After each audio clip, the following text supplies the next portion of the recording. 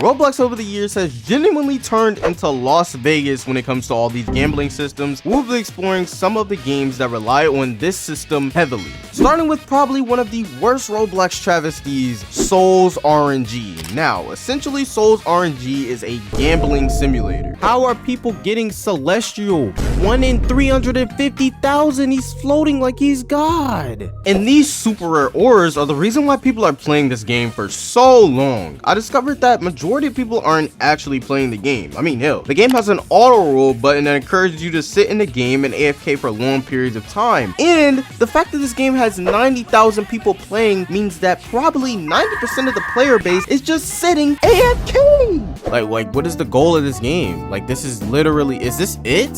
Flushed lobotomy. Is that a Geometry Dash reference?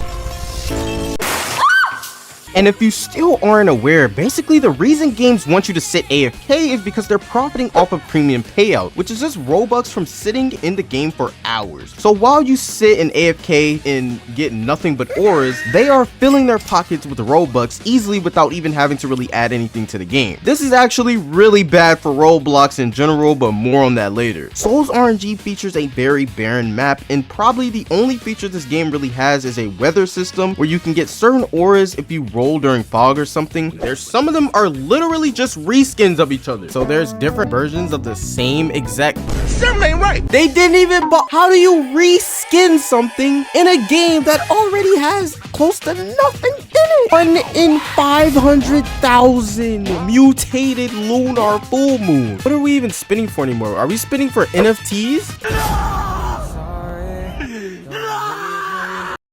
But the main thing people are rolling for, and is the other objective beyond just rolling for the auras in general, is the crafting system, which allows you to get certain gauntlets or potions that give you stats or boost your luck or any other useful stats in the game. The thing about this though is that they made that grind hell on earth. They even updated the game to the point where it actually takes longer to get the best potions in the game, further keeping people in the game trying to get these overpowered potions, which is just scummy in my opinion since the game is already dark to begin with. Now you gotta spend hours with your PC on 3,000 degrees just to get a potion to increase your luck so you can spend even more time getting absolutely useless auras. What a game, man. What a game. If you can even call it a game. This is as much content as the game has.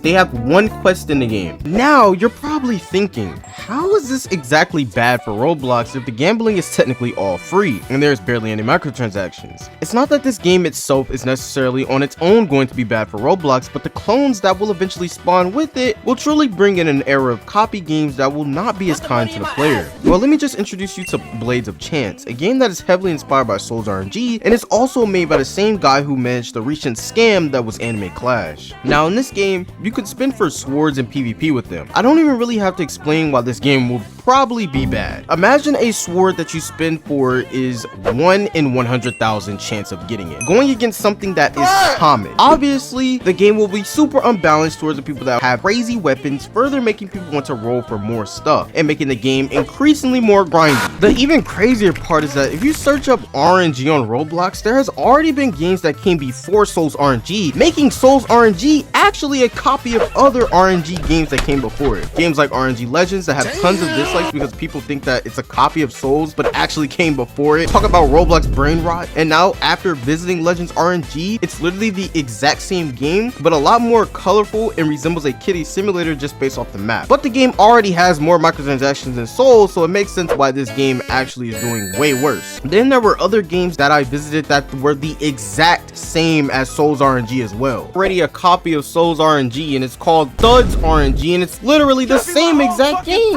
What the heck? Why are people playing this? It's literally worse auras. Bro, do you guys hear this? Bro, this game is... What is even going on? Like, I'm getting like my brain is actually melting. So these games have already infiltrated Roblox. We just didn't know because they previously had so many little players. Balls. RNG. This just makes me fearful for the future of these games, since we know a lot of Roblox developers are just greedy and will make these types of games a money-making scheme. But only time will tell. But how did we exactly get to these type of games potentially being popular in the first place? Exhibit B. the infiltration of gambling in popular Roblox games. Almost every popular Roblox game since the year of 2018 has introduced some sort of gambling system, from Murder Mystery 2 all the way to the pure evil of the Pet Simulator franchise on Roblox. The one game that suffered from this recently was Blade Ball. The game literally had Roblox in a headlock, averaging over 100,000 players for a few months until the player count declined severely due to the decisions the dev team made to make the game a lot more pay to win, with heavy emphasis on gambling microtransactions. I hadn't played Blade Ball in months, but when I joined the game, I was met with shock. Nebula time limited offer? No! What did they do to this game? Rapture? Oh my god. Look at the rates when you buy a normal crate to a premium crate. I mean, 90% rare and 10% legendary. There's more spin stuff. How much spin stuff do you need? This is ridiculous. Bad change, man.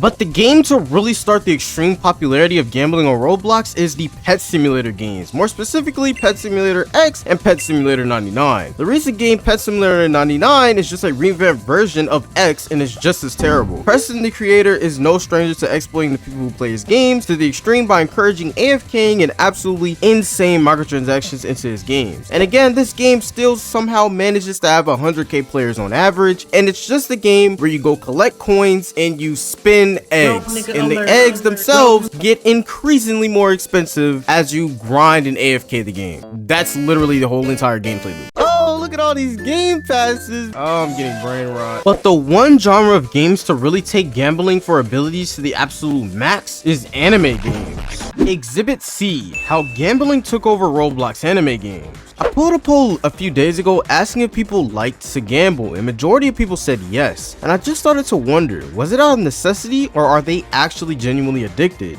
Then this comment here explained it all. It's not like I like it, but it's integrated into like majority of Roblox anime games, which is really all I play, so I become desensitized to it. Then I realized, for the most part, I am as well. Ever since the original NRPG Beyond, I have been so used to seeing slot machines and anime games on Roblox that it has become normal to me. Majority of people playing these games aren't even of age to even gamble with real money with certainty, with majority of people, including me, being under the age of 21. Just to list a few anime games with this system that have come out in the past year include Jujutsu Infinite, Project Slayers, Fruit Battlegrounds, All-Star Tower Defense, Anime Adventures, Rested Soul, and the list goes on and on. It has literally become a staple in every single game, ranging from tower defense games all the way to RPGs. As soon as you load into them, you are immediately met with some sort of slot machine to mess with just to be able to begin playing the game. AFK lobbies have also recently taken over multiple games, and recently Anime Clash figured out a way to get 100k people to AFK in a lobby for a chance to get a rare unit that turned out to not even be fully functional in game. Then you had Grand Kaizen that also had a spin system, but was literally a scam and didn't give people anything they spent for it. The way some of these games circumvent backlash from these slot machine and gacha systems is by giving out codes, which still doesn't morally correct the fact that the system still can be interacted with actual Robux instead, which is what the majority of people opt for anyway